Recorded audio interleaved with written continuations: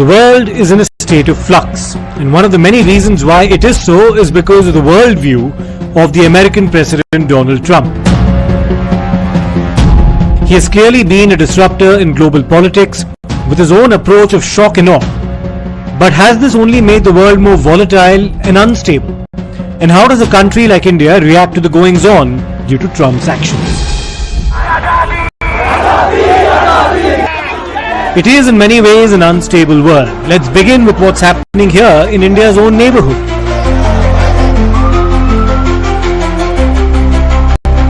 Pakistan is virtually being run by its Field Marshal Asim Munir, who the Americans under Trump have warmed up to. Pakistan therefore has a serving army official in control of affairs under the veneer of a democratic setup led by Prime Minister Shehbaz Sharif. Pakistan has been perennially unstable, and following Operation Sindoor, where its military infrastructure suffered significant decimation at the hands of India's precision strikes, what we have witnessed is yet another instance of the army there asserting itself politically. This happened after Pakistan's defeats in the 1965 and 1971 wars as well. Bangladesh has been on the road to anarchy following the ouster of Sheikh Hasina. Hindus have been targeted, and their interim chief advisor Muhammad Yunus has already made a pivot towards Pakistan, and it remains to be seen how the elections scheduled for next month proceed. Let's look beyond India's neighborhood now. The United States launched an operation in Venezuela, capturing Nicolas Maduro, its then president. He will now be tried in America for crimes related to narco-terrorism, among others. Now, this raises serious questions about sovereignty and integrity of nations, however undesirable or corrupt the leaders of those nations might be. But Donald Trump did not appear to care much about this. We wiped out the Iran nuclear threat like nobody can believe. Nobody's ever seen anything like it. That, Venezuela, taking down Soleimani, wiping out al-Baghdadi when he tried to reinstitute ISIS. We did a lot. I did a lot of big things, all perfectly executed.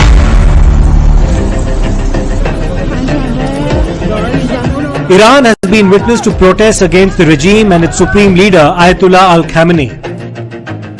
The crackdown by the Iranian government has been brutal. According to state media, more than 3,000 people have been killed. But many critics believe that the number is several times higher. President Donald Trump has not ruled out action against Iran, having already attacked its nuclear facilities last year.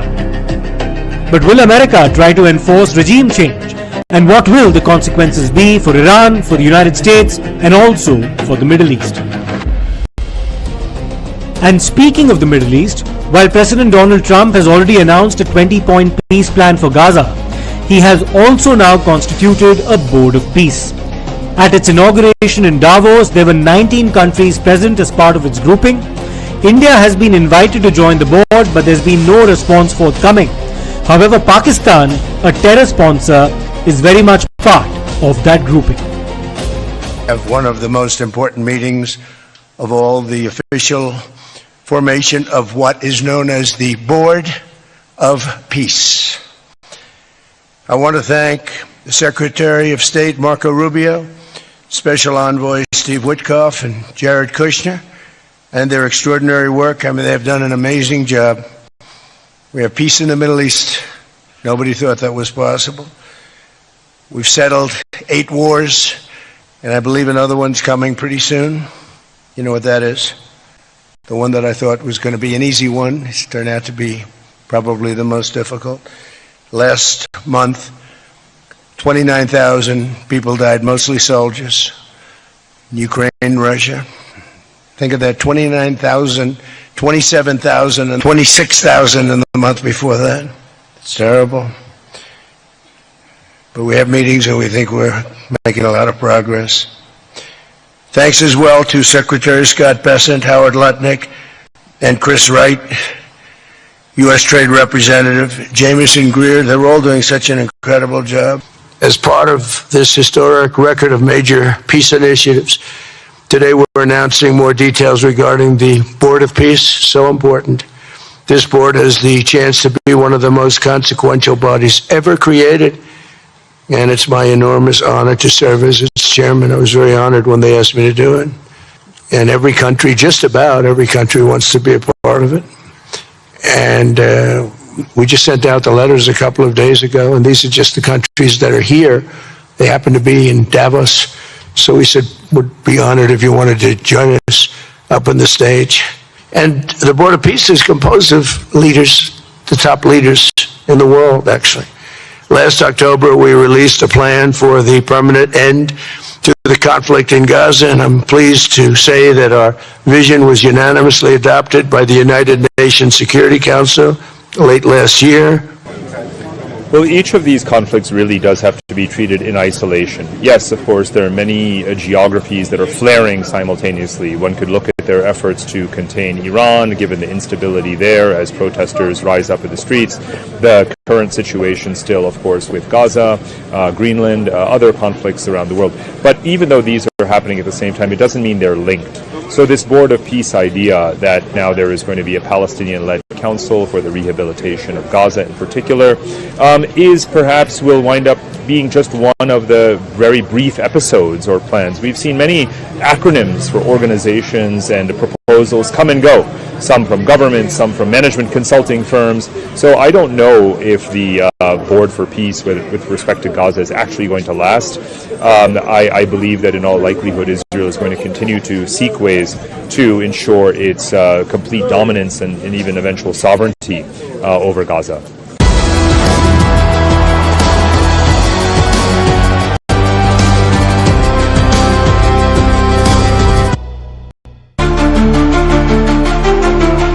Greenland dominated the agenda at the World Economic Forum in Davos. President Trump has been very vocal about America's plans to acquire the world's largest island, which is part of the Kingdom of Denmark.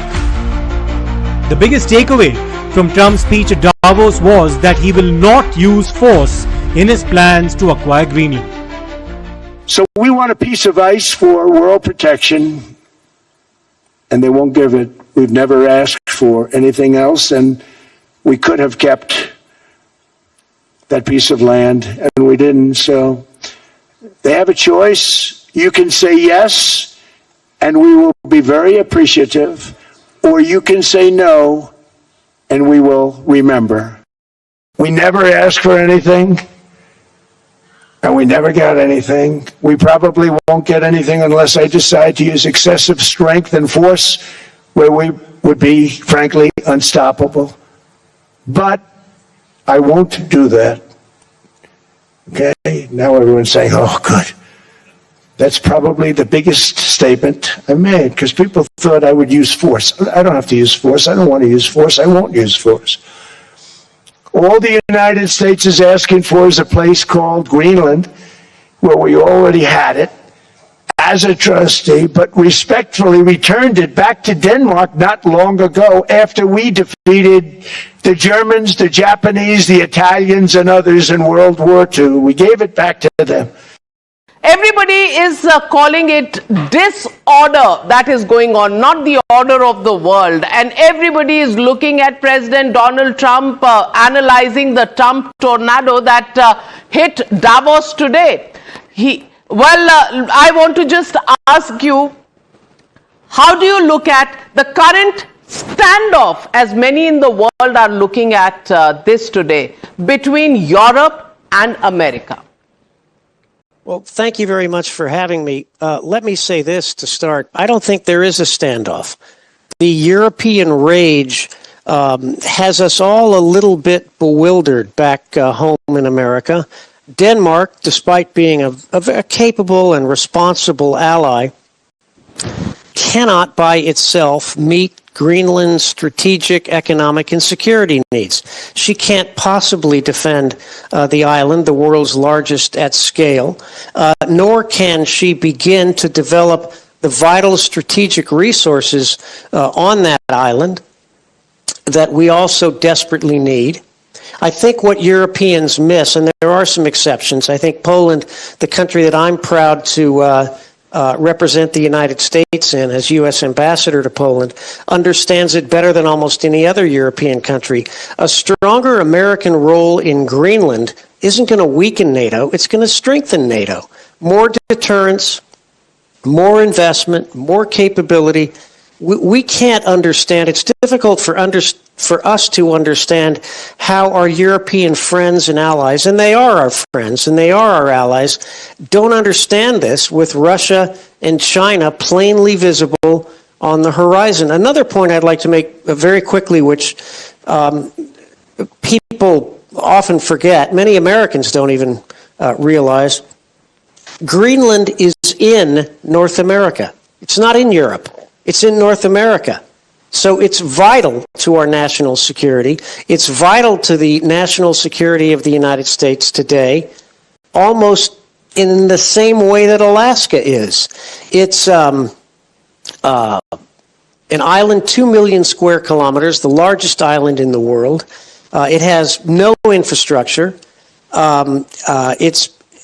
It's being confronted with a Russia that is massively militarizing the Arctic.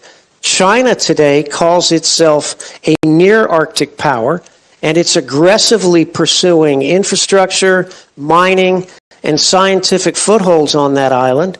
The reasons that America requires, needs, must have Greenland are so obvious for everyone, so obvious for the protection of Europe itself, NATO itself. This isn't anti-Danish. We love Denmark. Denmark's a great ally, but Denmark's a country of 6 million people. Denmark can't possibly meet the infrastructure needs that we estimate to be in the tens, if not hundreds of billions of dollars. But once again, this raises serious questions about regard or disregard, in this case, for sovereignty and integrity of nations. Europe has now found its voice and has stood up to Trump over his Greenland plans, but so has America's neighbor, Canada. On Arctic sovereignty, we stand firmly with Greenland and Denmark and fully support their unique right to determine Greenland's future.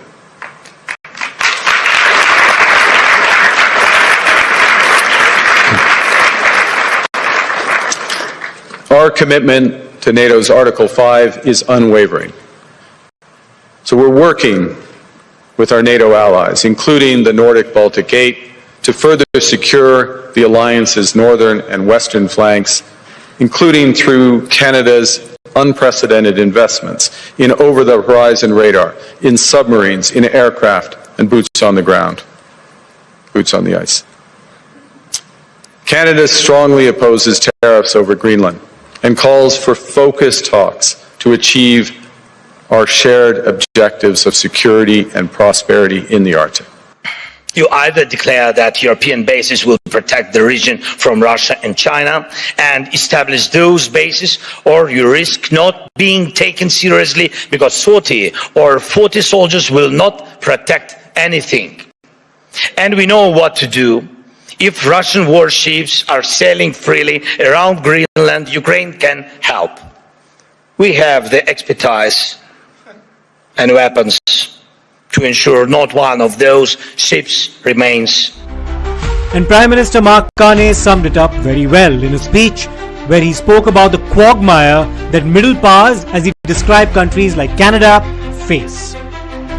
Argue the middle powers must act together because if we're not at the table, we're on the menu.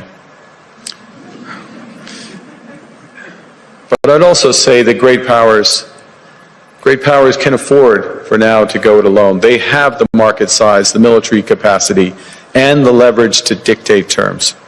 Middle powers do not. But when we only negotiate bilaterally with a hegemon, we negotiate from weakness. We accept what's offered. We compete with each other to be the most accommodating. This is not sovereignty. It's the performance of sovereignty while accepting subordination. We also spoke to Tom Hoem, Denmark's last minister for Greenland between 1982 and 1987, and here's what he had to say. Mr. Trump, the President of the United States, he's asking for two things. He's asking for more military in the Arctic area because the Arctic area is really a security risk. The climate changes mean that we have less ice. The ice is melting, and that means that ships can travel other routes than they have done before. But we, Denmark, Greenland, we have already ourselves paid billions for military in the Arctic area, and we are saying to Mr. Trump, yes, yes, please, we would also like to have more military. That's both Greenland and Denmark, and NATO last week actually showed this in a way that they sent a kind of first troops to the Arctic area, both to look what can we do here, but also to send the signal to Mr. Trump, yes, we are very willing to have more military here. So that's the one thing, that it is unreasonable what's going on. The second is that Mr. Trump is actually saying he would like to have some of the mines, the raw materials, the minerals in Greenland, and we, Denmark, Greenland, we say, yes, please, please, we would like American investment in mines and in the minerals in Greenland. So it's very strange for us to see why this conflict should occur now when we actually have nearly the same goals. Well, first of all, the ground situation is, of course, that the people in Greenland, there are only 56,000 in a huge island, as big as Europe nearly. Of course, they are afraid of all these threats. However, the line in the kingdom has been that Greenland should have more and more autonomy. I said that I was a minister of Greenland, but the last one, because we closed, on my suggestion, my own ministry, because more and more autonomy is going to Greenland. When I started as a minister, I had 10,000 employees in my ministry. When I closed it, there were 2,000, because we give this autonomy. And in 2009, the Danish parliament passed a law saying that if Greenland has a referendum vote in Greenland that they would like to be completely autonomous, then Denmark would have to, in the Danish parliament, to vote about this, and we would say yes. That means there is no conflict about this.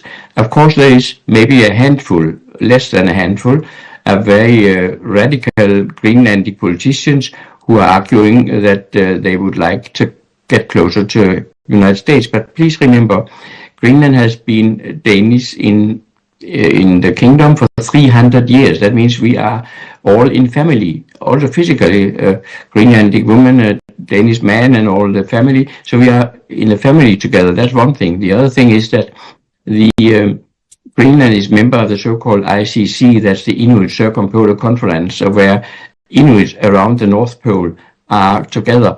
And the Greenlandic Inuit knows precisely how the Inuit in Siberia, in Canada, but certainly also in Alaska and US, how they are treated there. So they have no wish at all to be a member, be a part of America.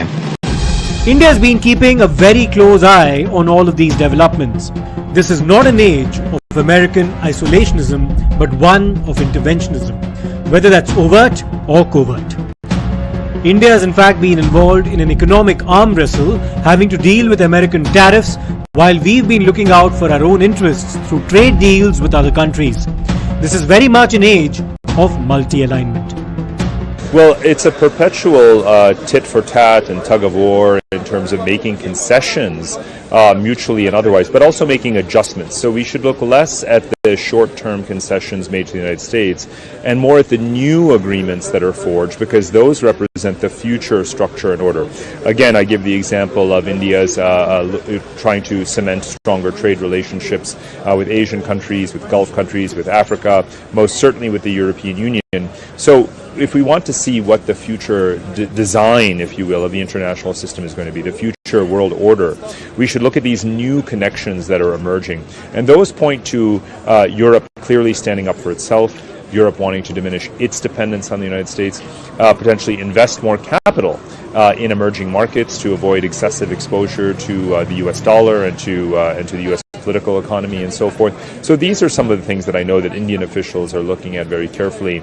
And in doing so, they can play upon the fact that India is the world's fastest growing large economy, and some of the other key drivers that make investors want to do business in India. India has been adopting a wait-and-watch strategy. it is yet to overtly refuse participation in Trump's Board of Peace. On Greenland, there is yet to be a public comment. On Venezuela, India emphasized the significance of the sovereignty and integrity of nations. And the quiet diplomacy works in our interests. Let us not forget that India has had to recalibrate. The tariffs from the United States, including penalties for purchasing oil from Russia, have certainly impacted our reliance on Russian oil. But it's not as if India is not exploring alternatives. The UAE President Mohammed bin Zayed Al Nahyan visited India. The two countries have shared close ties for a long time, and those ties have only deepened with the latest visit. A commitment to boost bilateral trade to $200 billion apart. The countries have signed important agreements in the fields of defense, advanced nuclear energy technology, among other areas. And now, as we approach Republic Day, the President of the European Commission, Ursula von der Leyen, will be in India, and what many are hoping is that the mother of all trade deals will be announced. A free trade agreement between India and the EU. The next weekend, I will travel to India. There's still work to do, but we are on the cusp of a historic trade agreement. Indeed, some call it the mother of all deals. One that would create a market of 2 billion people, accounting for almost a quarter of global GDP. And crucially, that would provide a first-mover advantage for Europe with one of the world's fastest growing and most dynamic continents. India is examining its options very carefully, and there is no compulsion to respond to Trump's rhetoric with impulse. This is a long game, and India is looking out for itself.